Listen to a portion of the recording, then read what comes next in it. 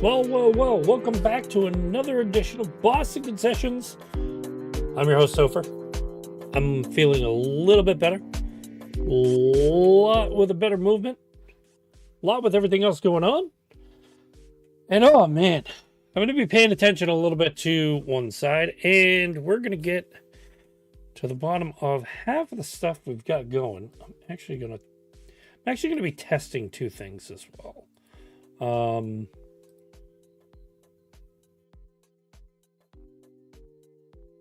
There's a cool little, okay. So this might actually do some of the things that we're expecting.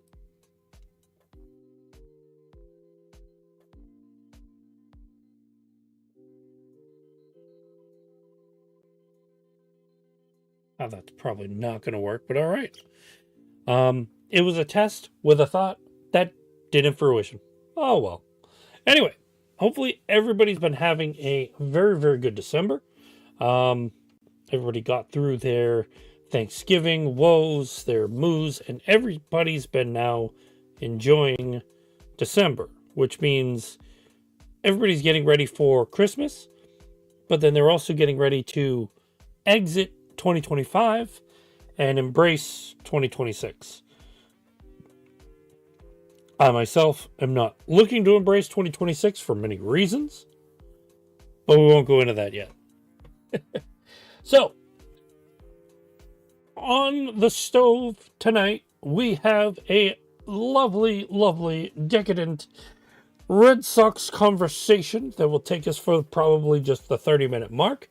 And then afterwards, it'll be breaking down the main course, which is Patriots Bills 2.0 for the year. It's a really big game. Probably one Josh Allen has marked on his calendar. We'll be going into that and doing everything as we do.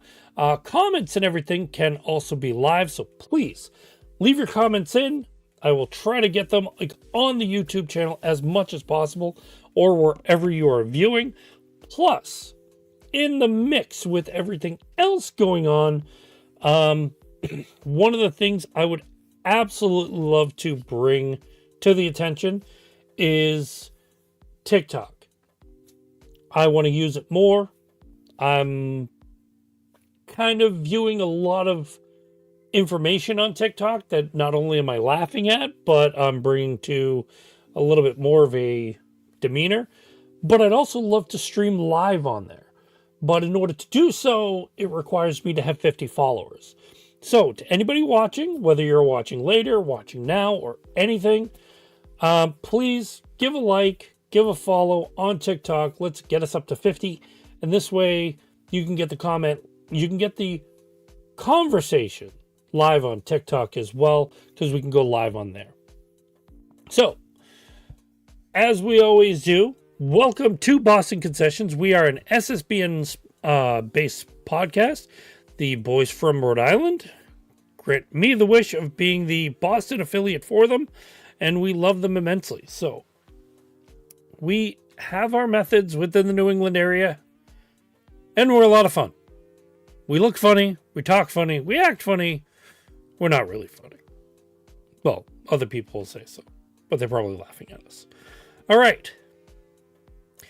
So, to start off, it's a beautiful time. It's a winter time. Snow's just within the fall. You've probably also noticed, if you're a New Englander, snow has fallen in the north and the south. Kind of like New Massachusetts area. It's like 50-50. Depends on where you go. But, granted, it's a beautiful time to actually just look at the snow. And depending on how much of a Red Sox fan you are, it's either a beautiful time to see what's going on or kind of yak up a little bit. And by yakking up, yeah, the Red Sox have been increasingly having their talks. What do I mean by increasingly having their talks? Is because that's all they've been doing. Talk, yap. And then they're making small minor moves while talking about these really big things. And something that a radio personality said and was talking about was the Juan Soto deal. Getting Juan Soto for like $700 million, getting him to like acclimated to like anywhere. Let me just make the easiest thing possible. If anybody and their mother was going after Juan Soto, if you're paying out the nose for something that may not be the best of the best, you're just looking to get paid, good luck. One thing that Craig Breslow has done, and I will give him credit for, is he's not going out to break the bank nor flip people to get something that is going to be trash. Juan Soto was good last year. $700 million worth to the Mets? Fuck no. I wouldn't have paid $500 million for Juan Soto to do exactly what he did, and especially with the Mets. They were raked in, signed up, delivered. You probably could have pushed their ticket into the World Series. And they were a dumpster fire. Like, it lacked... I don't even know. I know if I walked into the kitchen and smelt what they were cooking, I think The Rock would have left. Just like I would have. There was something about New York that if you're playing MLB The Show, you probably have the best team in baseball. And that's saying something a lot over the Los Angeles Dodgers, who acquired Edwin Diaz. But, be that as it may, the Mets looked a hell of a lot better on paper than the Dodgers did. Little younger, a little more focused, a little more talent. And the Mets kind of laid the biggest egg that would have, well, in the words of the almighty George Carlin, it would have removed the stitching of Levi's. That's how much of an egg was dropped by New York. Now, can you turn a big apple into a big egg? Sure. But I know what you're also saying. Topher, what does this have to do with Craig Breslow and the Red Sox? Glad you didn't ask, but I know you were thinking it. The point of it reverts into very, very simple terms. You don't want to overpay for somebody that doesn't want to be here, but also you don't want to overpay for something that is not going to give you the proper motivation, especially with where your team is going. Take a look at Garrett Crochet right now. Garrett Crochet, they did not give up an arm and a leg in order to get him. Not only did they not give up an arm and a leg to get him, but the signing maneuver of what they spent on him is kind of a steal. So when you look at that signing and then look at the other things that are probably going to go into play, you have to wonder which one the Red Sox will make a break for. Sadly, and I don't understand it, I loved him when he was here, even for a short time. Do I think he was a right fit? No. Will they try to get him back? I don't really even think so. But Kyle Schwarber, that chess piece is off the board. Kyle Schwarber signed I believe it was a 5-year. It was like something like 5-year, $150 million to go back to the Phillies. If you think Dombrowski was losing that bat, you'd be foolish to think so. It's not like Pete Alonso and the Mets, where they're having basically the biggest divorce in the world. Considering the Mets don't want to go more than 3 years. Okay, understandable. Will the Red Sox go 5? Will anybody else go 5? you have to look at two different factors. For starters, where was Kyle Schwarber playing again?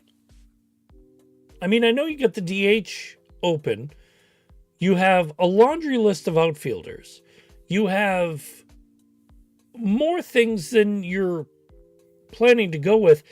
You do need still a number 2 pitcher. I know going out and acquiring Sonny Gray was probably not on anybody's bucket list. But Sonny Gray is not a bad pitcher. Is he a number 2? No, he is not a number 2. Who is my number 2? Settle down, Mini-Me, because you're not around yet. The Red Sox, no, do not have a number 2 pitcher. Bringing on Sonny Gray, number 3, number 4, perfect. Number 3, number 4, he's a perfect fit.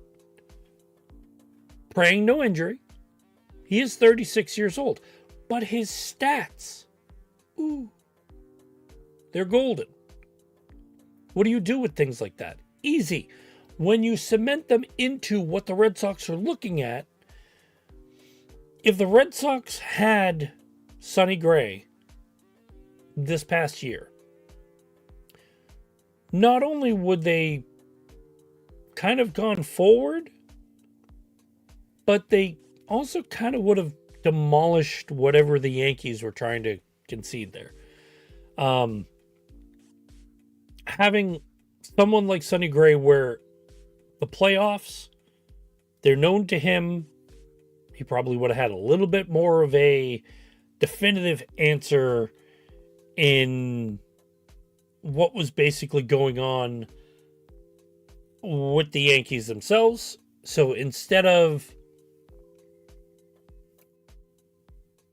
sending in Brian Bayo, which sadly in itself, I had high hopes for Bayo. I was hoping that Brian Bayo would turn around, give you like a really good outing, pop up on the radar, make his presence known for the offseason. I mean, not the offseason, the postseason. And he was kind of reminded me of Mookie Betts, Jackie Bradley. Just kind of an all-time dud. You do great in the regular season. Yeah, it's the build-up. Get it right. Fight. And then you kind of like didn't take your Viagra. You didn't wake up. Your bat didn't even come to life. In this case, your arm kind of went limp and didn't go anywhere. Sorry, guy. What's the aspect of that? Yeah. A little bit better, please. And thank you. But I digress. There are certain things that, do pop up in the pipeline. And there are, I guess, current things that, like, when you look at the Red Sox, what really do they want? Because looking at one of these, like, little things, Craig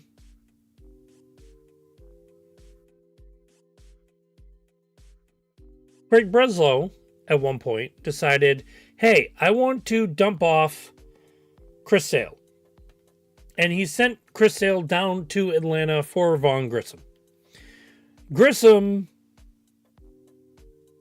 didn't have a lot of opportunity, didn't have a lot of performance. Injuries were every which way, shape, or form. So what did they do? They kind of sent him off again. So Isaiah Jackson will be coming back in the trade. He is a 21-year-old. An 8th round pick, 2025 draft pick. He's the number 25 prospect of the Angel system. So what that does... Oh, hold on. That's right, too. It gives Boston another outfielder. So, what's the bonus of this? You gave up Chris Sale last year. He came in to Atlanta, blew the doors off, made everything in a half. Well, I'm sorry, the year before. Last year, it was kind of like crapshoot. But who still wins this trade? Atlanta, number one, because they got a solid year out of Chris Sale. And Von Grissom basically did nothing for the Sox. What does it do? Oh, it gets you from a 25-year-old infielder, which a lot of the times you need more infield than you do the primordial outfield. In this case, you kind of went the other way and switched. Dumb. Okay. I'm not going to hop it.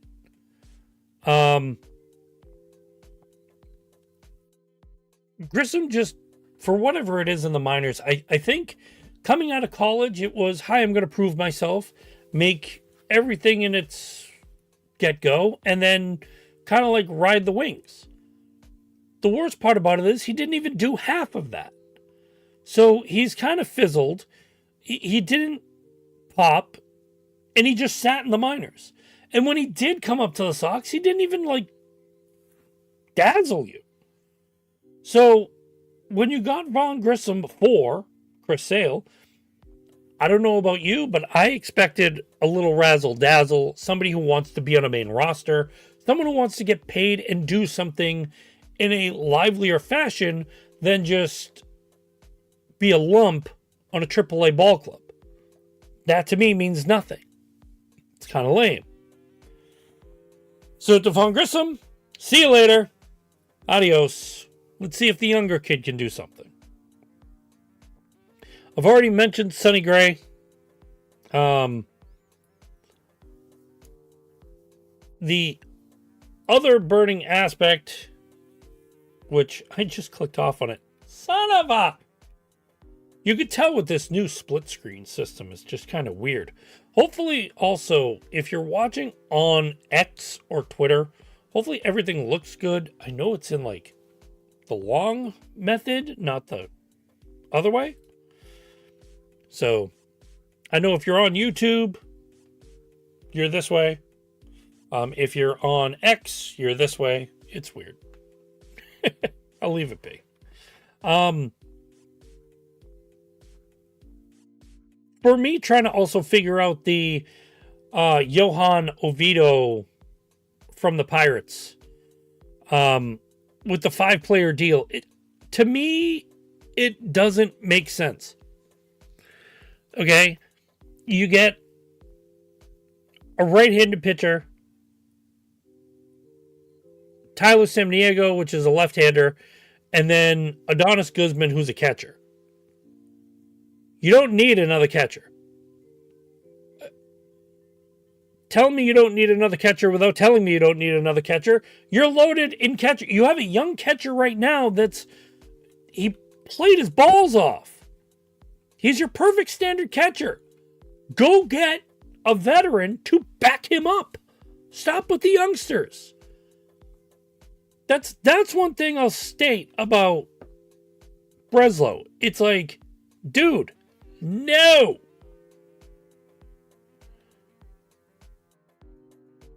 The other thing is when you also trade the password for Johan Oviedo. No. Why? Johan Oviedo is... How old is this boy?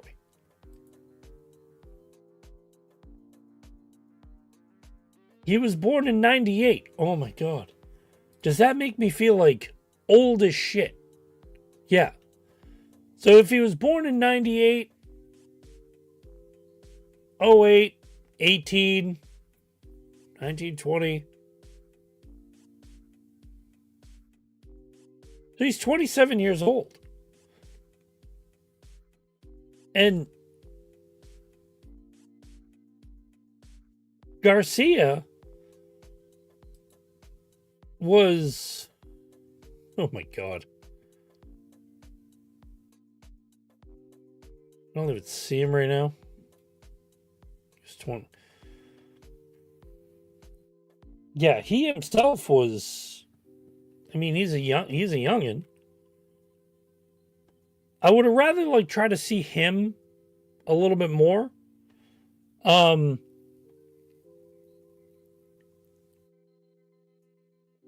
but I don't understand this considering he's already like, what does he think this is going to be? Like, um, I'm fizzling out because like it's trying to like process. It's like Garrett Crochet 2.0. So he tears his UCL, and coming back from this, you're gonna pop something with this. Bottom line, we started the show stating to the fact that like you still need a number 2. There's no change to that. Okay? Whether I'm acting like the Monarch or I'm acting like friggin' Dr. Evil, a number 2 is what's needed. Number 2. Not gonna talk about poop. Not going there. But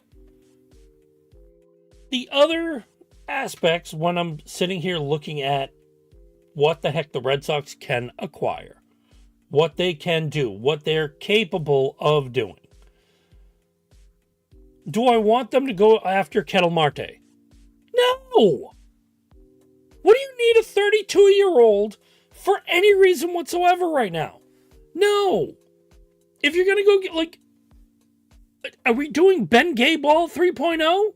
We've already gone down the road of let's sign every single old fuck in the business. It doesn't work. I don't even think Rich Hill pitched. Did he? I mean, that's old fuck, but like still. Kettle Marte, no. They even checked in on Corey Seager. Why? You've got so much prospects that your prospects blew up the lineup. And you want to go get old man marketing ball because they can hit, they can do this, they can do this. What? Why did you let Bregman go? Yeah, he opted out. But are you going back for him? Is he your safety net? Is he your safety one?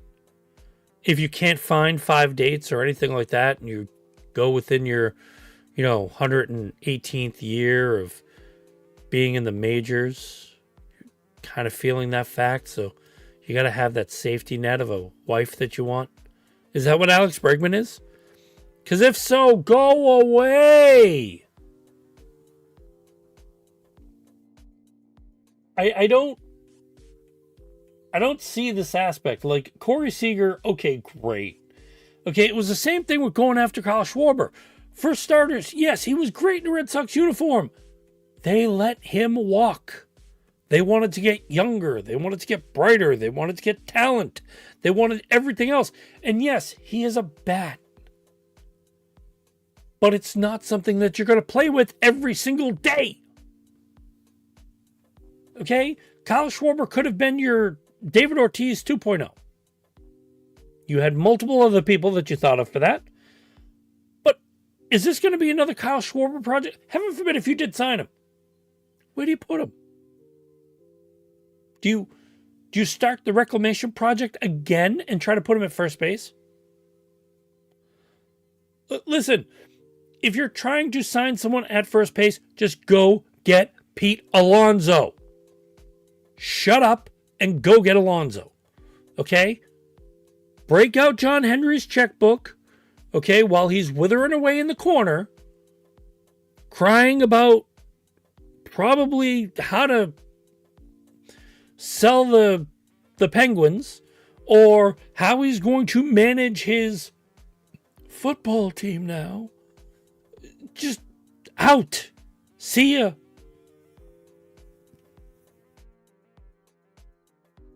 There's not really much you can go out and get. I will say this, even with him, because he's 27 years old. He's under the 30 mark. See the difference? 32-year-old Ketel Marte. What's it going to cost? Young players. Do you want that? No. But can you go out and get Bo Bichette?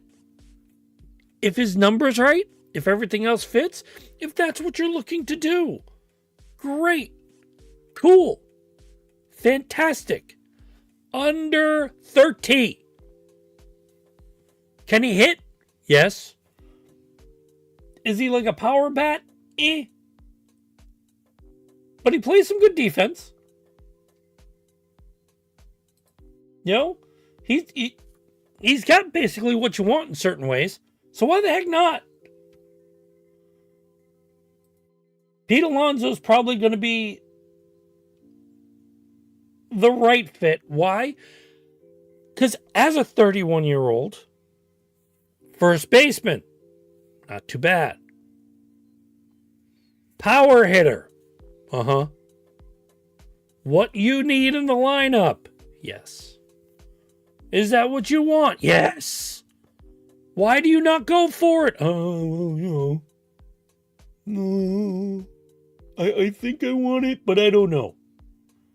Stop it.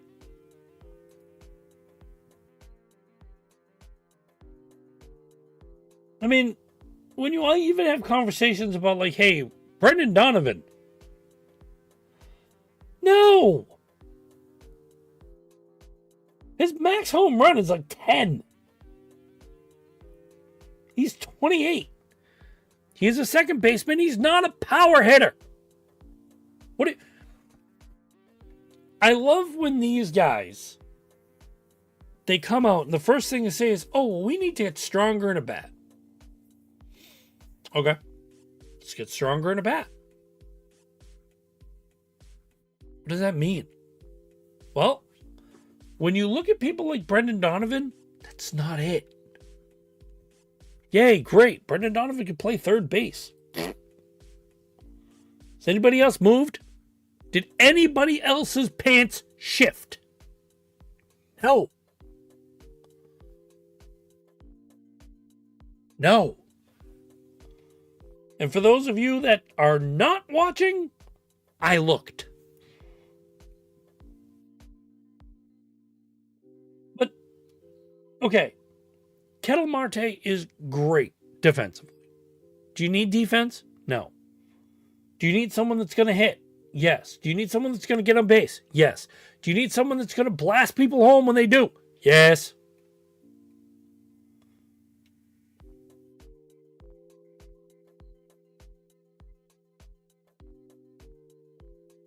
I mean, there's Eugenio Suarez, but again, 34. 34. Okay, he's a third baseman. He can play short. What did he do last year? 49 home runs. Okay. Do you play him at third? Would he be a 2-year? Would he be a 1-year? Would he be like that guy that you just signed because, hey, let's go? His home runs have been consistent. They're over 20. 1, 2, 3, 4.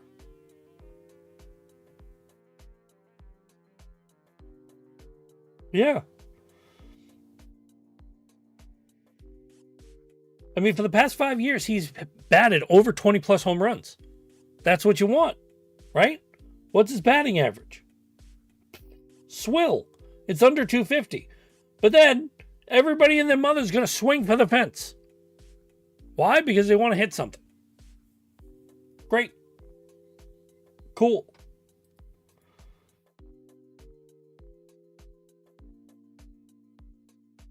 And this is the part that like gets me. You have so much controlled pitching. Okay? I'm looking at Peyton Tolley, Connolly Early, Hunter Dobbins, Patrick Sandoval, Cutter Crawford, Kyle Harrison. That's just the tip of the iceberg to talk about. And he wants to trade them. Why? Peyton Tolley, if he comes out and does exactly what I expect, no! Do not trade someone like Peyton Tolley where he's going to come in, from everything, and make it absolutely fantastic. Okay?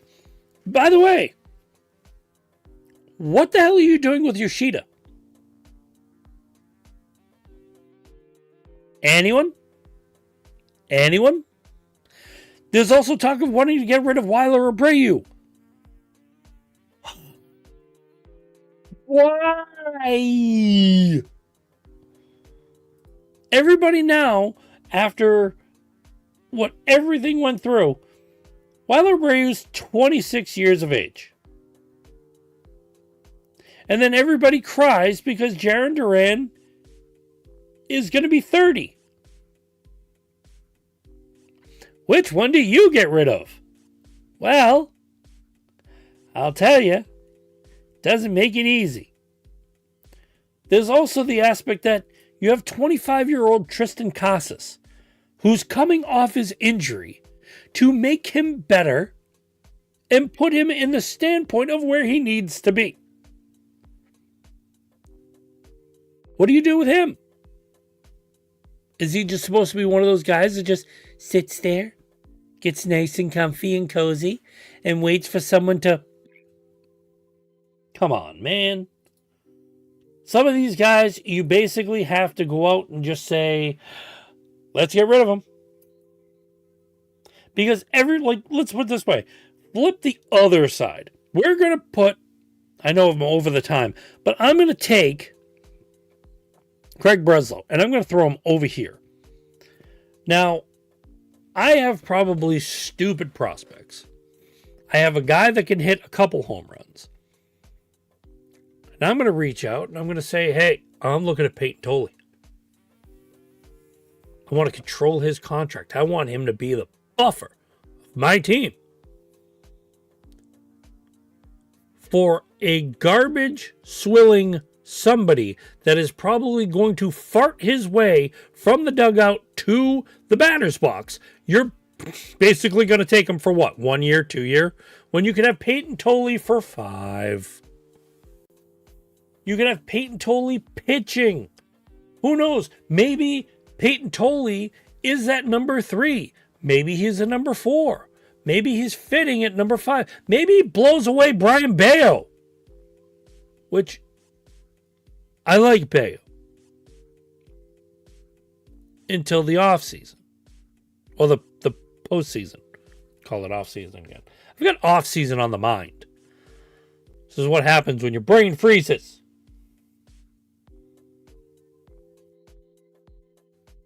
But here's where I'll put a cork in something. Do not, and I repeat, do not in any which way, shape, or form get any more catchers.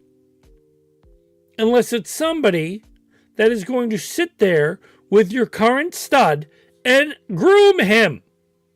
Help him grow. Help him be what he needs to be. I mean, it's bad enough that, we come up with all these really cool names and phrases for people, and then we just see them float away. The password. How do you get rid of him? How? Why? What did the password do that you needed to trade him for what you're not even going to understand what you're getting out of this pitcher? Pitcher better be good. That's all I'm saying.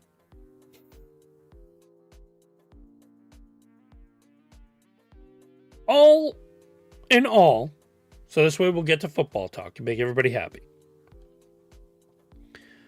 The Red Sox need to make a Christmas miracle. Pete Alonso is that Christmas miracle. There was also at times, and I know people don't want to hear about him, but there was a Thanksgiving/Christmas aspect that brought Curt Schilling to Boston. Can something like that be done by Craig Breslow? I'd love to see it.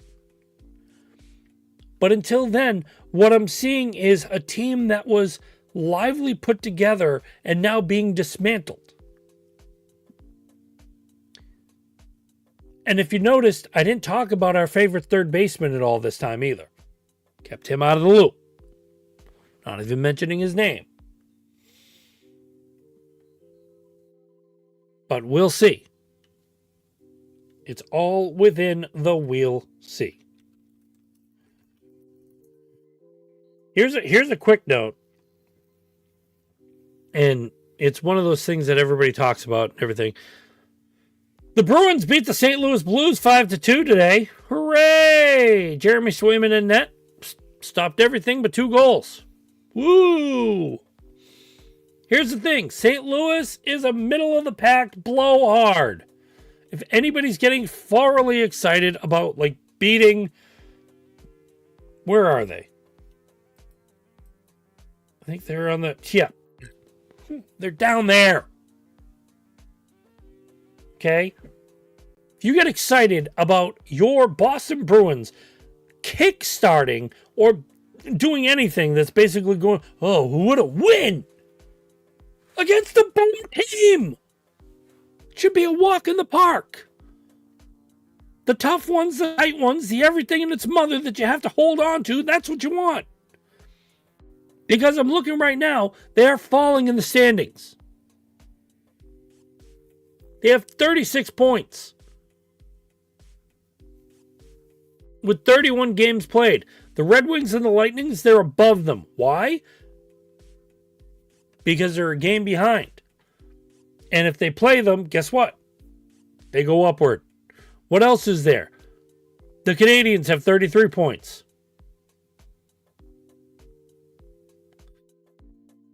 Okay, hey, let's go into the Metro Division. The Capitals, 39. Hurricanes, 38. Islanders, 37. Penguins, 35. Right on their tail. Do you think to the fact that, like, you're just, again, if you put both together to figure out the Eastern Conference, Capitals, Hurricanes, Islanders. Red Wings, Lightning. That is 5 teams out of the 8. Guess where you're at? Way bottom. Continue playing garbage against the good teams. Watch what happens. It's my Bruins minute. Talking about crapola and everything in between. Good God. Well, here's something I can talk about. So, it's been another week of basically going through with everything that has happened within the NFL, everything that is basically continually divulging into whatever the hell is. Here's how I'll start the football talk. You ready? Patrick Mahomes at the end of the year is going home. That's right. The Chiefs, okay, are out of the playoffs. The only happiness is their 6-7. Yeah. Yeah, South Park joke. Woo woo. What is Kansas City, for whatever the hell happened during the Texans and Chiefs, I don't think I've ever seen a game with Tom Brady where he was that bad.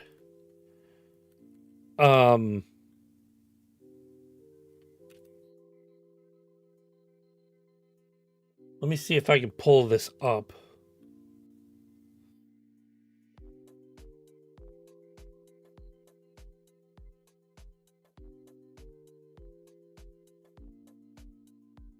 There's a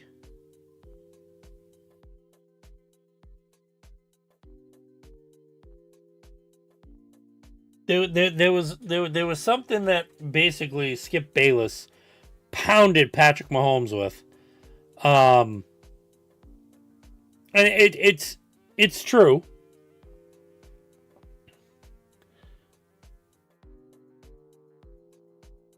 It's true. Let me see if I can pull this, because this I believe this is one of the quotes.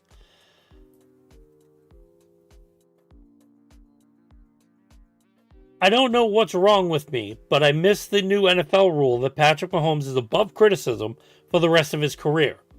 The reason they have declined is because Mahomes has become wildly, inconsistently inaccurate. Is that true? Yes. Patrick Mahomes this year did not look like his normality self. And if this is the start of the quote-unquote decline, only thing I'm going to say to anybody, called it. Everybody was running amok one day talking about Russell Wilson being one of the up-and-coming, really, really great quarterbacks. I said, hold your horses, plant your keister down, give it a couple years, and you're not really going to hear of him. Russell Wilson is going to be, in some way, shape, or form, some sort of joke. He went to Denver. The memes started happening. He then went to Pittsburgh. And he had a battle out with Justin Fields, and Justin Fields was somewhat of the better quarterback. Then I made a startling thing, and I get to call it here. You ready? I stated at the beginning of the year, who is going to be the better quarterback? You have Russell Wilson, and you have Justin Fields. Both of them split from Philly. I mean, not Philly, Pittsburgh. And when they split from Pittsburgh, where did they go? Two New York teams. One went to the Giants, the other one went to the Jets. And the Jets, he wasn't horrible. The Jets are horrible. But Justin Fields kind of gave them like a little bit more life. Now I think they got Tyrod Taylor in there, and it's like, oh yeah, well, Tyrod Taylor is trash. Don't sit there and compare. The Jets themselves are complete and utter trash. Okay? It's like the kid on TikTok that says, we're the Cleveland Browns. I love that kid. I love watching that. And then you also get stats, which I'll go into in a minute, that make you seem a little bit more intense. But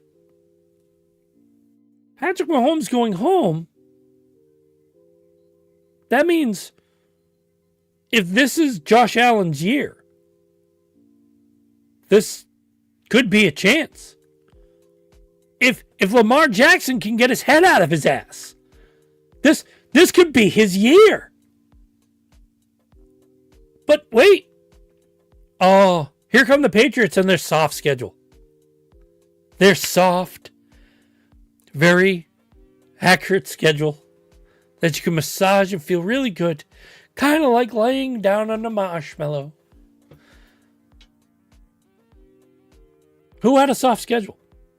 They played premier defenses that they lack an offense. And their defense was good. Held them down.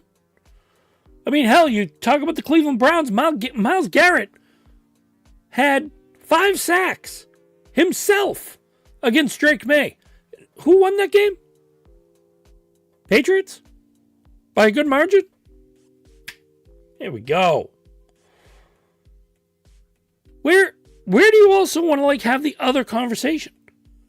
Oh, this was a great stat I saw. To the Cleveland Browns, Shedeur Sanders throws up 300 plus yards. 360 to be exact. Okay. Great. Did they lose? Yeah. What was the point of it? Oh, well, Shedeur Sanders in his first year has more yards than Drake May in one game.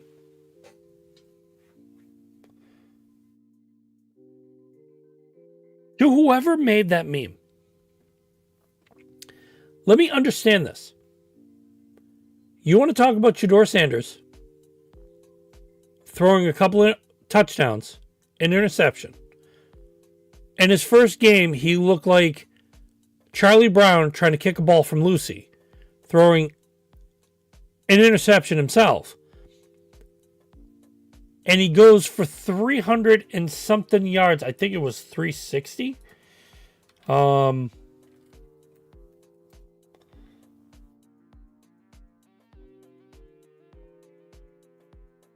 364. Mind you,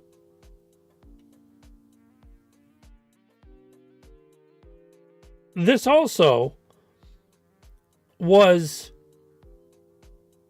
23 for 42. 23 for 42.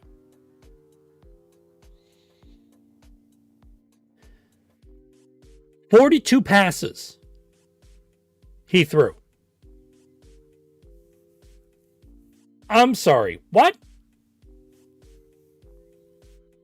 He's still at a 97.7 rank, and you want to talk to us about that? He also played the Tennessee Titans. The Titans! They are 2-11. You were both 2-10 teams going into this game. I'm sorry. They were 1-11. You were 3-9. I completely looked at that wrong. No. Because here's a funny stat. Shedeur Sanders, looking at him, his stats are nothing right now. Nothing at all. But yet, if I look at Drake May. Oh, am I looking at this right? 3,400 yards passing. He is second in the league.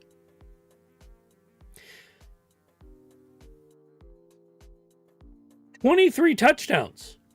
He's fourth in the league. Interceptions, 6. Tied for 62nd.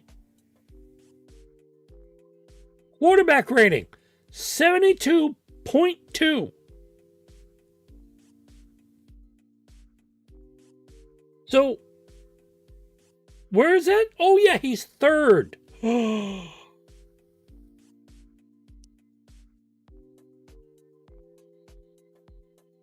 His completion percentage is 71.5%. If Shedeur Sanders can get anywhere near that, great. Oh, and by the way, 26-20 was the game against, that was Cincinnati. I want to see all recent games. Cleveland, 25-19.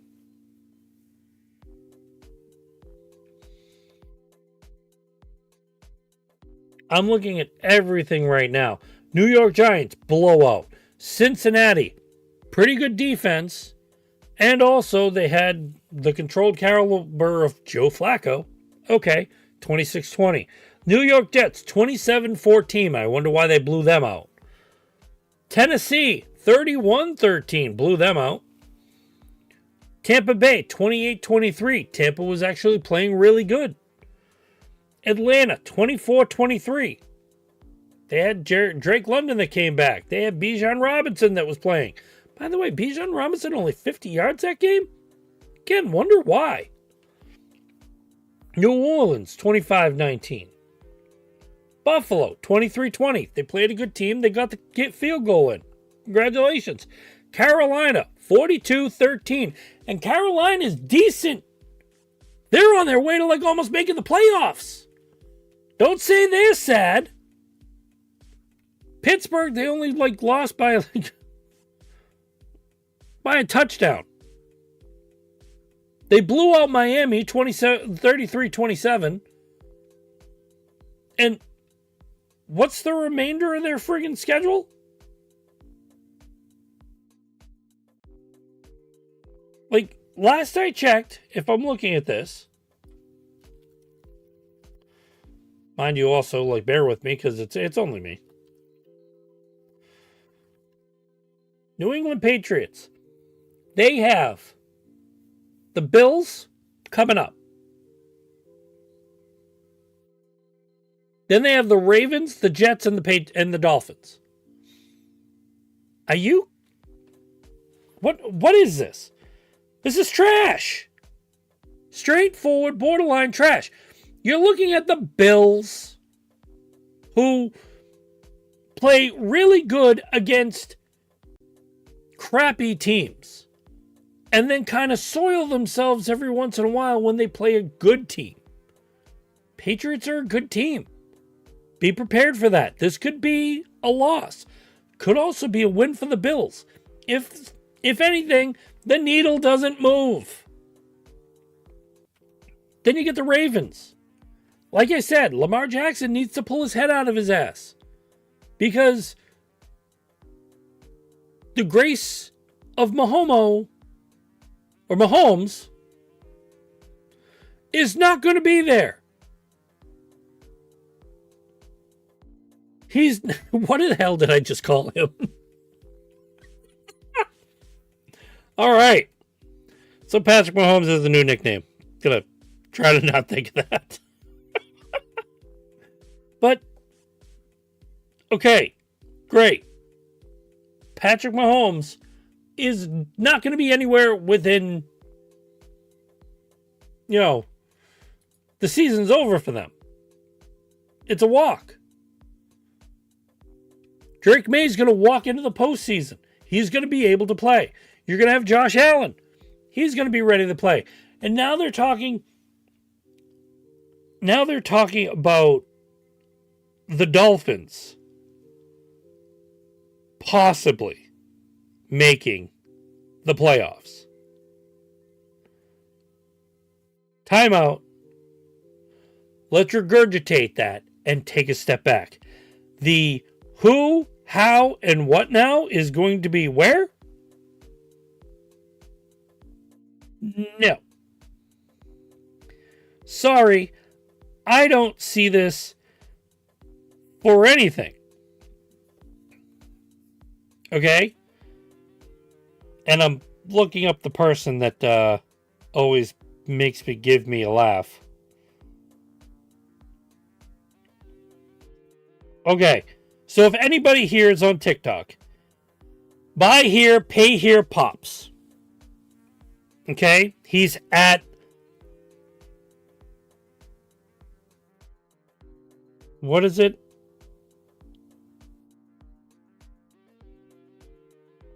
ALAWAPPROVES Auto Loans. He talks a lot, like, I guess he's like New Hampshire, someone like that. But the bottom line of him is he speaks a lot of Patriots. He speaks a lot of Red Sox. He speaks his mind. It's not a bad thing. It's actually a good thing for like some of the things. This is also the man that told me directly in here, having a conversation with him back and forth, that the Patriots are going to have an issue with the Bills. They're going to have an issue with the Ravens. They're going to have an issue with the Jets. The Jets. And then they're going to have an issue with the surging Dolphins. If anybody thinks the Dolphins are surging, okay, Mike McDaniel's pants may go out of style. Oh, wait. He is out of style. If anybody thinks firing a GM is going to make mountains for whatever the hell you're doing, no. He's still trash. Mike McDaniel is going to coach this team to trash. I'll tell you why, and then we're going to give the final review of the Patriots. You ready? If I'm looking at this directly, I will look up the Miami Dolphins. Their last games,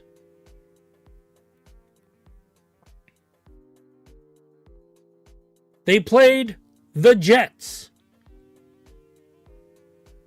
Timeout. Rewind that a little bit. They played the Jets. Then they played the Saints. And only beat them by 4. The Saints. Oh, wait. They lost to the Commanders. The Commanders. You know, the team where Jaden Daniels is basically second year crapped himself, made a mockery of everything that's going on. He's been injury on field, off field, on field, off field. And nothing is working well within everything that they're doing. But yet, they're the Commanders. Nope. And by the way, the Dolphins just scraped by on that one in overtime by 3 points. The Dolphins beat the Bills, who have been banged up. That was November 9th. But let's talk about October 30th. 28-6, the Ravens beat them. Let's talk about the 19th when the Browns beat them, where both of those games combined, the Dolphins only scored 12 points. That is horrible. So, if anybody really wants to sit there and state to the fact, like looking at the standings, that the Dolphins being 6-7 have any chance of scooching in, you still have the Broncos, the Chargers, who have positive ways. The Chiefs are a 6-7 team, as well as you are. Okay? The Ravens are a 6-7 team. They beat you. Hello? The Steelers are 7-6. The Jaguars, the Texans are 8-5. The Colts are 8-5. Can't give me the lowdown to where everything under the sun is basically what you're looking at. No, this is trash. Okay?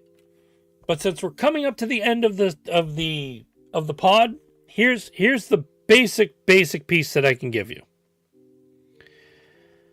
I have a feeling that the Bills and the Patriots are going to go ham, and they're going to go into it. And when they go into it, it's going to be heavy. Okay? Josh Allen is going to look to make his presence known, and Drake May is going to scramble and throw. All right? The defense of the Patriots will probably be tested, especially with Josh Allen's running ability, but also within his weapons that he has on the field. Okay? James Cook will make a huge difference in the backfield, doing everything he literally can to gain yards and be exactly the running back that he expects. Okay? That'll challenge in every single way, shape, and form the Patriots, especially with their depleted run block defense that has actually catered to injuries. On the other side of the ball, you will have to rely on both of your running backs and the positive stem of Stephon Diggs wanting to stick it to Buffalo again. Why? Wait, where are they this time? Oh, they're home at New England. So, what a more place that you want to stick it to your older team than exactly where your home turf is. You basically defeated them in Buffalo, which is a hard step to do in any counter.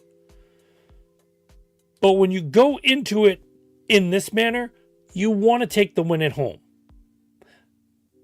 If they beat the Bills, I will say in two manners. The start will be you've officially owned the AFC East and have dethroned the Bills, because you will be 12-2 and making your ride home. You could still own the East if they become 10-4, because now you will be 11-3. So you'll have to go into your next 3 games making sure that everything is as tight as possible. Especially playing the Ravens, where Lamar Jackson is vulnerable.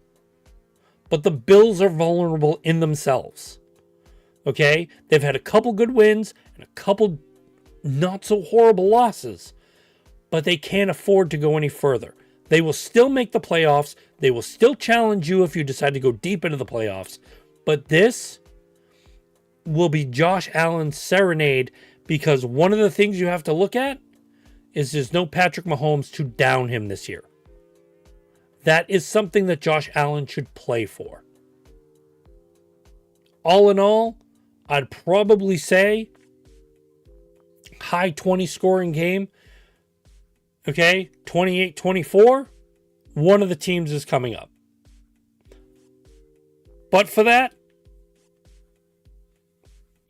I'm going Patriots. I know I want them to, because I'd rather have the other 2 games light and leisurely, okay, and putting more pressure on everybody else.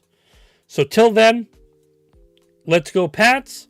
Red Sox, let's do something for the Christmas. And if anything, we'll be back at a later time. Thank you for everybody tuning in. I am Topher at Boston Concessions. We're an SSBN podcast. Thanks for tuning in, and I will be back. Catch me also on TikTok. Good night, all.